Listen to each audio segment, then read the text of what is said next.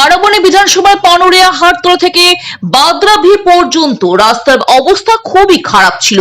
এই রাস্তাটি সালানপুর যাওয়ার গুরুত্বপূর্ণ রাস্তা, তাই আজ এই রাস্তাটি মেরামতের কাজের উদ্ঘাটন করা হলো বারাবণী বিধায়ক এবং আসানসোল পৌরসভা মেয়র বিধান উপাধ্যায় ফিতা কেটে এবং নারকেল ফাটিয়ে এই রাস্তাটি নির্মাণ কাজের উদ্ঘাটন করলেন। এই রাস্তাটি নির্মাণের জন্য 5 কোটি 32 লক্ষ টাকা খরচা হবে এবং এই খরচা পশ্চিমবঙ্গ সরকারের WVSRDA সংস্থার পক্ষ থেকে করা হচ্ছে। এখানে বারাবণী পঞ্চায়েত সমিতি সভাপতি অসিত সিং, পশ্চিম বর্ধমান জেলা পরিষদ সদস্য মালা বাউরি, বারাবণী থানা আইসি দিব্যেন্দু মুখার্জি, পানুরিয়া গ্রাম পঞ্চায়েতের প্রধান বিশ্বজিৎ সিংহ, জামগ্রাম পঞ্চায়েতের প্রধান কেশব রাউত সহ আরো অনেকেই উপস্থিত ছিলেন।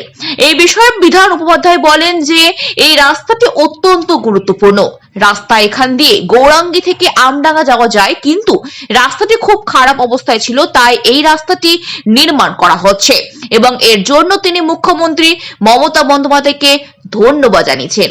বারাবণী থেকে মনোজ শর্মার রিপোর্ট, সন অফ বেঙ্গল বাংলার খবর। উনি এই অঞ্চলের এই প্রচুর মানুষ, মানে গোরান্ডি থেকে আমডাঙ্গা, মানে এটা হলো মেন রাস্তা আমাদের।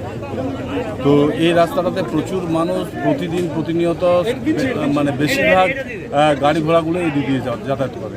তো এই রাস্তাটা একদম ভগ্নপ্রায় অবস্থায় ছিল। এটা আমরা পাঠিয়েছিলাম তো SRDA-তে।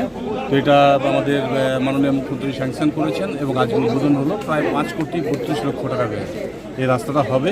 এবং আবার ধন্যবাদ জানাচ্ছি বারাবণীতে মোটামুটি প্রায় সব রাস্তাগুলো, বড় রাস্তাগুলো, আর রসুনপুর আজকে আছে একটা রাস্তা আছে 1 কোটি টাকার উপরে। তো সব রাস্তাগুলোই মোটামুটি কাজ হয়ে গেছে। গ্রামাঞ্চলেও সব রাস্তা হয়েছে, হয়তো পাড়াতে ছোটোখাটো হয়তো নতুন বাড়ি যেখানে হয়েছে বা কিছু হয়েছে সেই রাস্তাগুলো বাদ আছে। তো সেগুলো আমরা চেষ্টা করবো 2026-এর মধ্যে যাতে আমরা কমপ্লিট করি। এটা পিচ হবে না ঢালাইয়ের মধ্যে হবে? পিচ, পুরোটাই পিচ। সন অফ বেঙ্গল বাংলার খবর, আপনাদের সাথে, আপনাদের পাশে আমরা সর্বদাই রয়েছি। সঙ্গে থাকুন, দেখতে থাকুন সন অফ বেঙ্গল বাংলার খবর।